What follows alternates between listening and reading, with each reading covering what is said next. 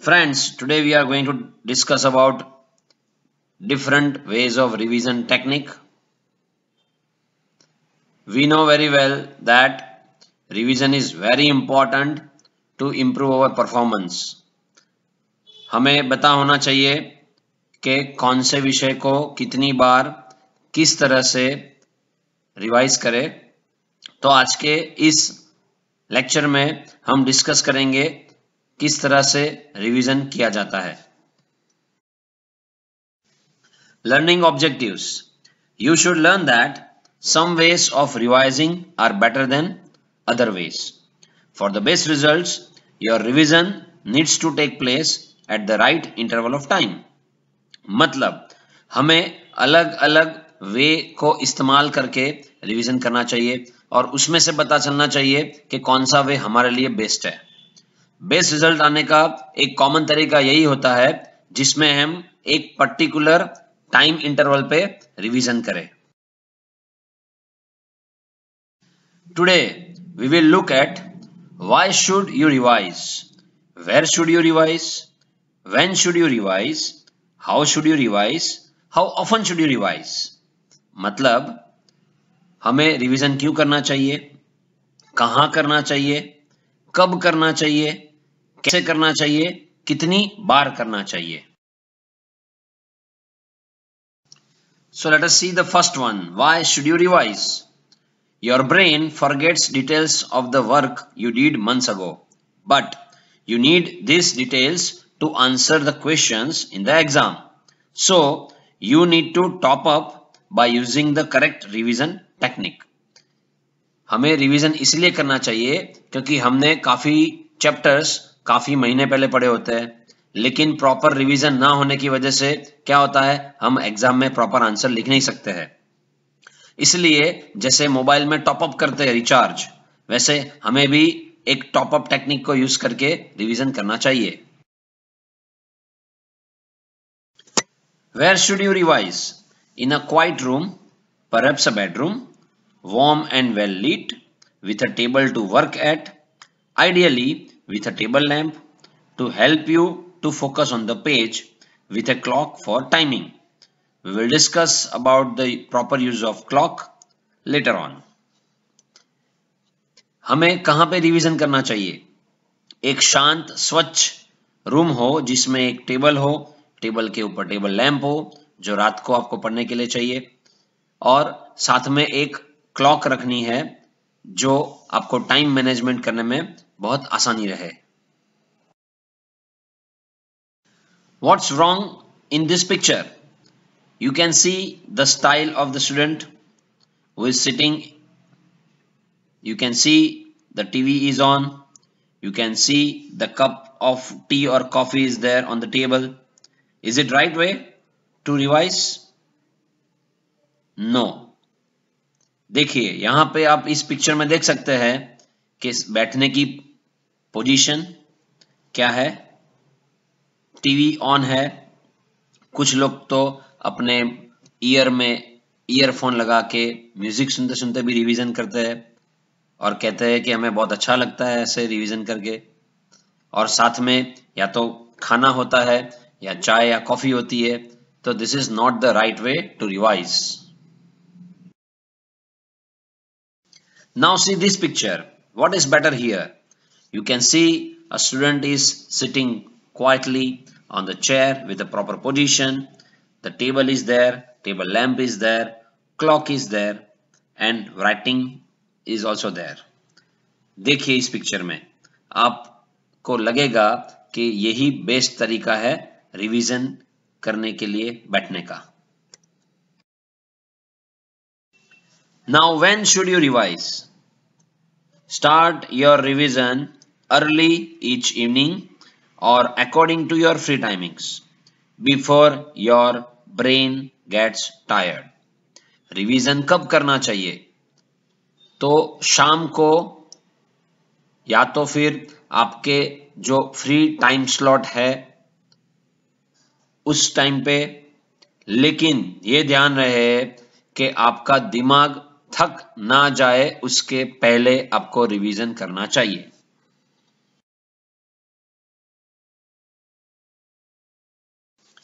Very important question. How should you revise? If you just sit down to revise without a definite finishing time, then your learning efficiency falls lower and lower, like this graph. सबसे महत्वपूर्ण question है revision कैसे करें। अगर आप बिना planning के, बिना डेडलाइन बनाए, बिना फिनिशिंग टाइम बनाए रिवीजन करना शुरू करोगे तो आपकी लर्निंग एफिशिएंसी कम होती जाएगी।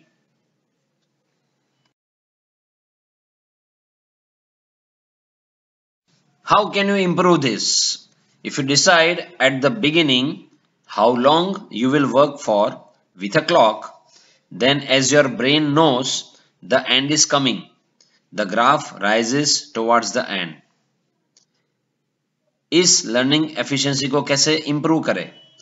तो अगर आपको पता है कि आप कितने घंटे बैठने वाले हो, तो और समय को देखते देखते आप अगर रिवीजन कर रहे हो, तो जैसे ही एंड टाइम आएगा आपके ब्रेन को पता है कि ये खत्म होने आया, तो तब आपकी एफिशिएंसी बढ़ेगी। Time management is very important for revision. आप एक दिन में 3 सब्जेक्ट या 2 सब्जेक्ट का प्लानिंग कर सकते हो, लेकिन वो सारे सब्जेक्ट को इक्वल टाइमिंग दो। ऐसा हो सकता है कि कोई सब्जेक्ट की एग्जाम आ रही हो या कोई सब्जेक्ट आपका वीक हो, तो उस दिन के लिए आप उस सब्जेक्ट को ज़्यादा टाइम दे सकते हो, लेकिन जो भी टाइम दो उस टाइम के हिसाब से डेडलाइन फॉलो करो, तभी आप प्रॉपर रिवीजन कर सकते हो।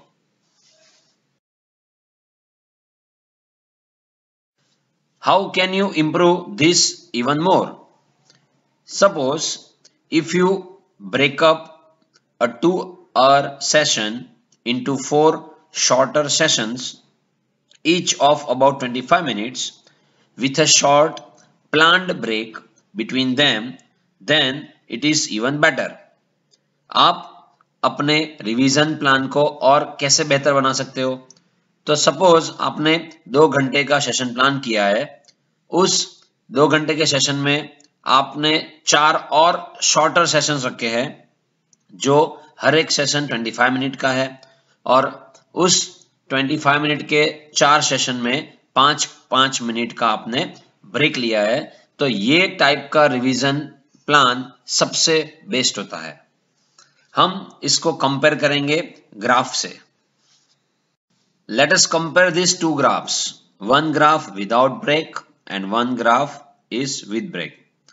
जो ऊपर का ग्राफ है लर्निंग एफिशिएंसी वर्सेस टाइम का, वो भी 2 घंटे का है, और नीचे का ग्राफ भी 2 घंटे का है, लेकिन दोनों में फर्क ये है कि ऊपर का जो ग्राफ है वो क्या बता रहा है, एक साथ 2 घंटे बैठ के पढ़ाई की या रिवीजन किया, और नीचे के ग्राफ में क्या बता रहा है, 25 मिनट्स के 4 सेशन रखे 2 घंटे में, और हर सेशन में 5 मिनट का ब्रेक लिया। तो ग्राफ दिखा रहा है कि आपकी लर्निंग एफिशिएंसी ये प्लान्ड ब्रेक वाले प्लानिंग में ज्यादा अच्छी तरह परफॉर्म कर रहा है।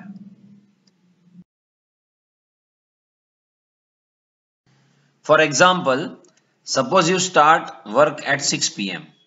You should decide, looking at your clock or watch, to stop at 6:25 PM and no later. Then at 6:25 PM, have a break for 5 minutes. When you start again, look at the clock and decide to work until 6:55 PM exactly, and then have another break. This way, you are working more efficiently.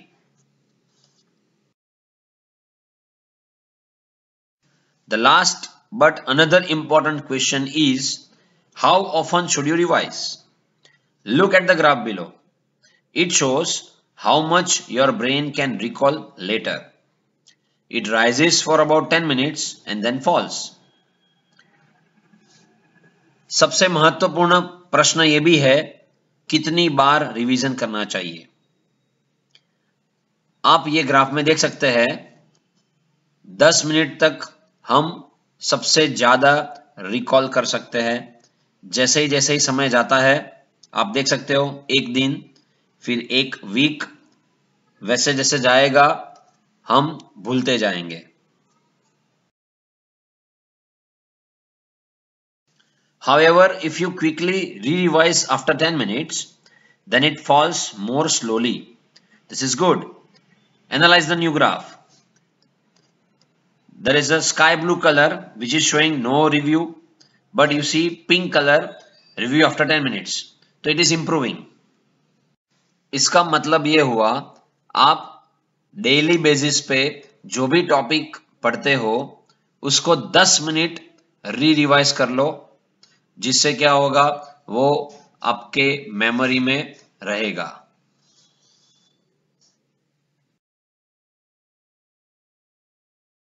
Even better, if you quickly revise again after one day, then it falls even more slowly. Good. Analyze the new graph. You can see the orange area. So, first revision on the same day, second revision on the next day.